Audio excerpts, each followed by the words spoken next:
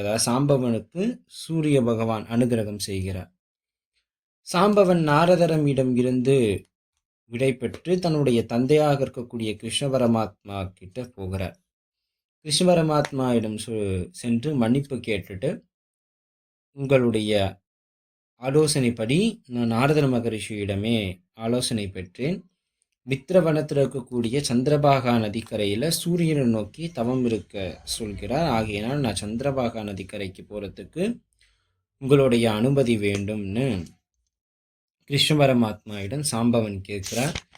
கிருஷ்ண பரமாத்மாவும் சென்று நல்ல முறையில் உங்களுடைய உடல் ரோகங்கள் அந்த வெண்குஷ்டம்லாம் நீங்கி நல்ல அறிவோட திரும்பி துவாரகைக்கு நீ திரும்பி வரணும்னு கிருஷ்ண பரமாத்மா ஆசி கூறி தன்னுடைய மகனாக கூடிய சாம்பவனை தவத்துக்காக வனத்திற்கு அனுப்புகிறார். அப்படி சந்திரபாகா நதிக்கரைக்கு அந்த பக்கம் இருக்கக்கூடிய மித்திர வனத்தை சாம்பவன் அடைந்து நல்ல பக்தியோடு தியானிக்கிறார் சூரிய பகவான்.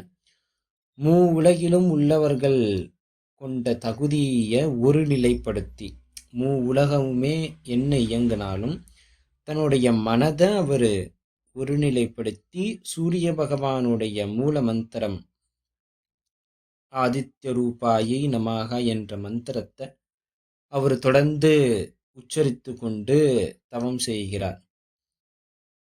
அந்த தவத்தில் அவர் நிறைய பிரார்த்தனை செய்கிறார். பிரம்மா விஷ்ணு ருத்ரரு எனக்கு நீங்கள் தான், அதாவது மும்மூர்த்திகளை உடைய அம்சமாக இருக்கக்கூடிய தேவா, எனக்கு நீங்கள் காட்சி கொடுங்க.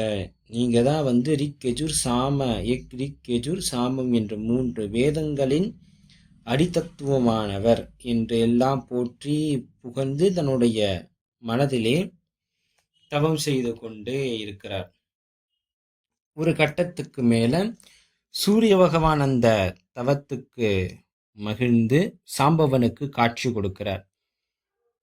அந்த கோடி சூரிய பிரகாசத்தோட சாம்பவனுக்கு எதிர சூரிய பகவான் தோன்ற ரொம்பவும் பக்தி சிரத்தையோடு மனம் சிலிர்த்து உடமெங்கும் சிலிர்த்து மனதில் ஒரு சிறு பயத்தோடு சூரிய பகவானிடம் கைகூப்பி வேண்டுகிறார். சூரிய பகவானும் தன்னுடைய பக்தனை கண்டு நிறைய சந்தோஷமடைந்து, உனக்கு என்ன வரம் வேண்டுமோ கேள் சாம்பவா என்று கேட்கிறார். அப்போ சாம்பவன் சொல்கிறார், உங்களை பார்த்ததே எனக்கு பெரிய விஷயம், நீங்கள் இதுக்கு மேலே எதுவும் வரம் கொடுக்கணுங்கிற ஒரு அவசியமே இல்லைன்னு சொல்லி அவருடைய சரணங்களை பற்றுகிறார் சாம்பவன். என்னதான் இருந்தாலும் நீ என் பேர் சொல்லி தவம் பண்ணியிருக்க, இந்த கடுமையான தவத்திற்கு